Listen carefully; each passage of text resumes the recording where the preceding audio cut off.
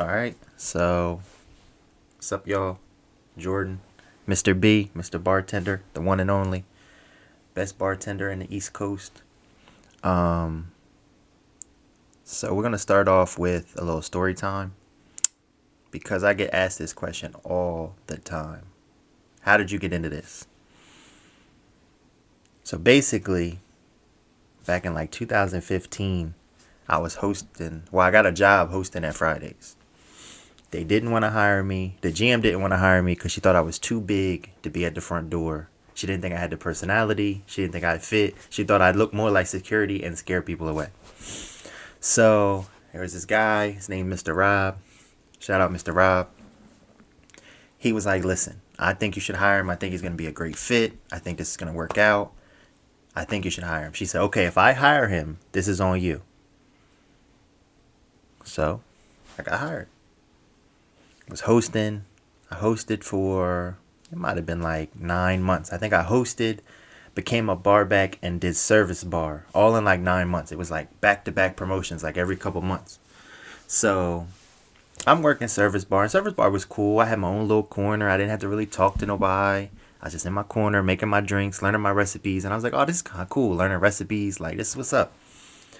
Then one day I come to work and they call me in the office, and I go in the office and everybody in the office, like every manager there, Miss V, Antonio, Stephanie, I think Brittany was in there, everybody in the office. I'm like, what the hell? Why are we all in the office? Like, this don't make no sense. I'm nervous now.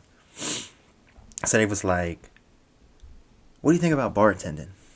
And I'm like, what you mean? Service bartending? Like what I do in the corner? I love that. Like, I really like learning the drinks. Like, they was like, nah, like being a real bartender. I said, come on, y'all know I don't like people. Why would y'all even think I want to be over there?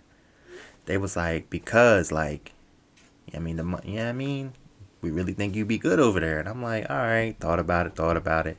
And at the time, I was working with this bartender, Tanisha. And, we would just be talking, and I'd see the money she was making, walking out with nothing less than $100 a day. I'm like, I could get down with some money like that for real. So I was like, all right, bet. So I went to him. I was like, all right, I'll do it. Put me back behind the bar. And when I tell you my eyes were opened, I had never felt like I belonged somewhere ever in my life. Like, something about walking behind that bar, I'm like, this is where I'm made to be. The talents I have for putting like the drinks together, and like I've never ever, and people think I'm lying when I say this, I have never ever tasted a drink I've ever made.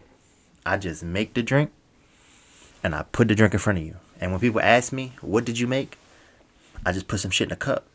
Cause like I just think about what I think goes together, and I put it together, and it's perfect.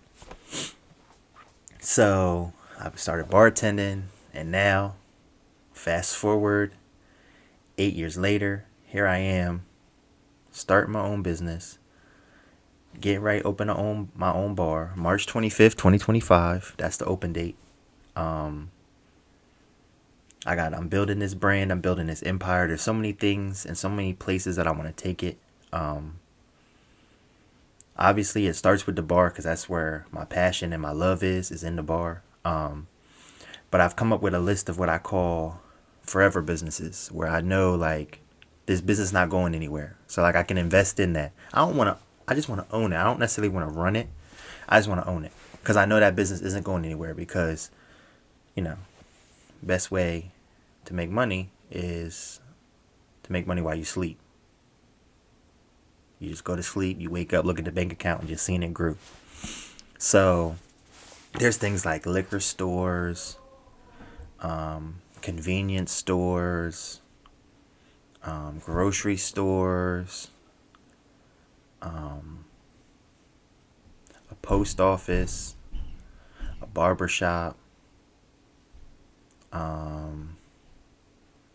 There's a whole list of them. I can't even think of everything right now. There's a whole list of things I want to do. I also want to start a foundation because I want to open up a hospital and open up a school. And I'm trying to figure out a place to put it where it's most needed. That's like a long-term goal. Obviously, that's not something that's going to happen like right away.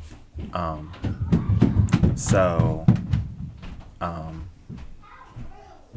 I'm working on that right now. I'm literally like building this empire from the ground up.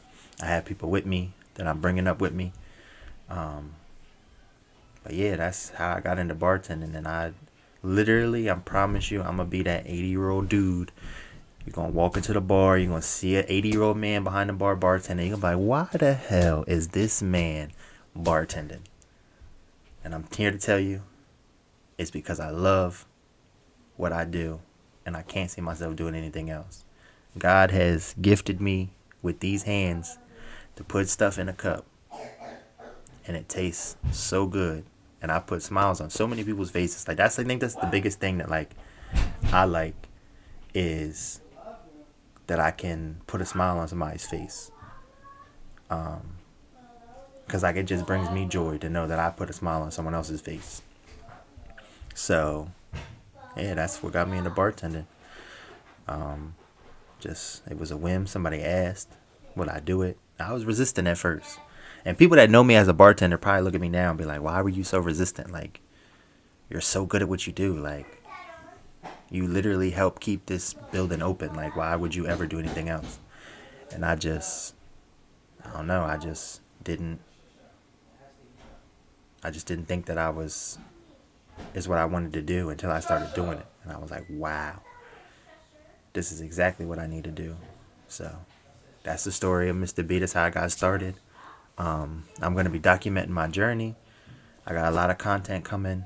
So yeah, don't forget, like, subscribe, comment, put that notification on. I got YouTube, TikTok. I'll be putting my link tree below so that you can follow all my socials so you don't miss anything. Because I promise you, this is a wave you don't want to miss.